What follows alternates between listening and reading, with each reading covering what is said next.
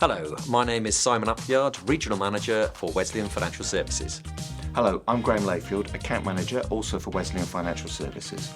Welcome to today's discussion on the key aspects of GP partnership agreements and how they impact on personal and business financial planning.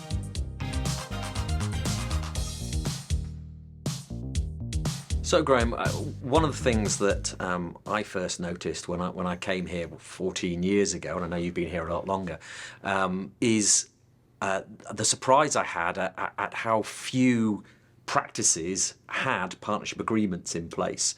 It was quite a shock, and I think it's a good place to start in understanding why it is so important to have a partnership agreement.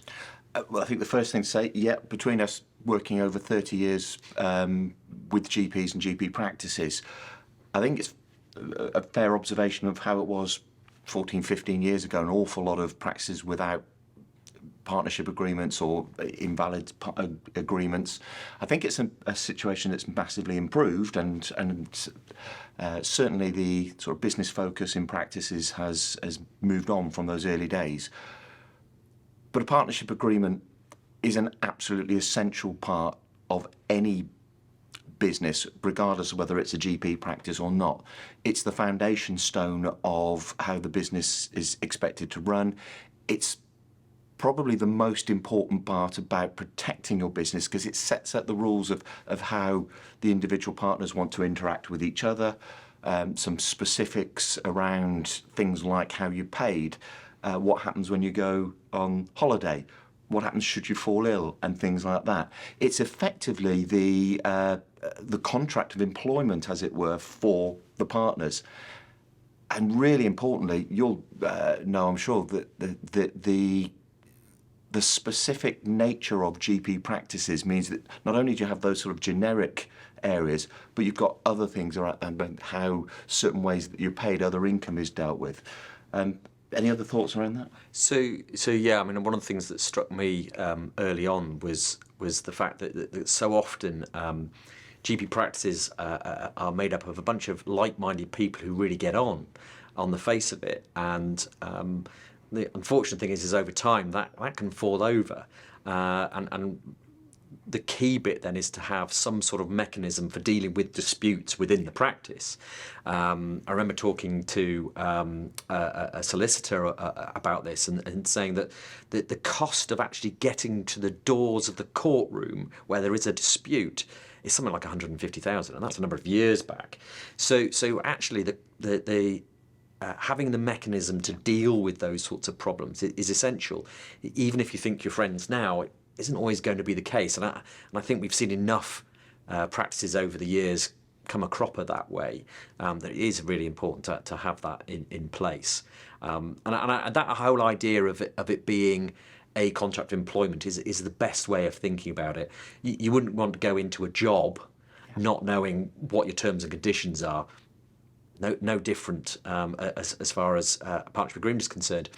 Although, of course, even if you don't have a partnership agreement, you actually do, because by definition you end up with the 1890 Partnership Act. I think it's worth just going over those terms and conditions, isn't it? Well, the 1890 Partnership Act is an interesting one, because you're absolutely right. If you don't have a current or a valid partnership agreement, or your partnership agreement omits to cover certain areas, any gaps are covered by the 1890 Act. So we're talking about a Victorian piece of legislation.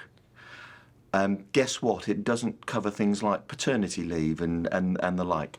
And the only way that a partnership can be terminated under that act is either through the retirement of one of the partners or the death of one of the partners. So you can imagine the situation under the 1890 Act where a partner went off long-term sick. Well, they're entitled to their share of profits until one of those two events. So somebody either has to retire or die for that partnership to come to an end. So you're absolutely right. I think that's a great way of putting it, that everybody's got a partnership agreement. It begins with the 1890 Partnership Act, and then your written document makes the changes to how you want it to work within your practice.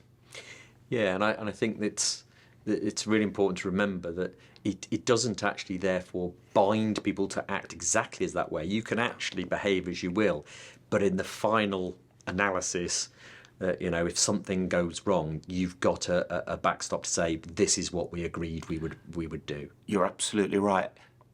It's not something that you should ever be threatened by as a partner. It actually protects you. It helps avoid disputes. It doesn't create disputes. It actually says, look, this is what we said would happen if this situation arose. There is absolutely nothing to stop you going down a different route if you are in agreement. But it says, look, if we haven't agreed, we've decided these are the rules. So absolutely, you have huge flexibility and huge protection. And the cost of a partnership agreement, typically, for sort of a standard practice, probably about £1,500 to write and then keep up to date and keep amending. Put that in perspective, that's a fraction of a percentage point of the turnover of the practice. And it's the most important part of protecting how that practice operates and protecting the individual partners within it. And I know we'll cover this as we go along through this discussion. But one of the other things is to make sure that it's up to date, but also that when it is written, that there's absolute clarity that the legal words actually reflect what you mean. I know one of the things that we do a lot of is actually help interpret what that partnership agreement wording means for that individual's planning, because too often we're having to help people understand the mistakes that have been made because of the unintended consequences of that agreement. I think specialism is a word that I would come to.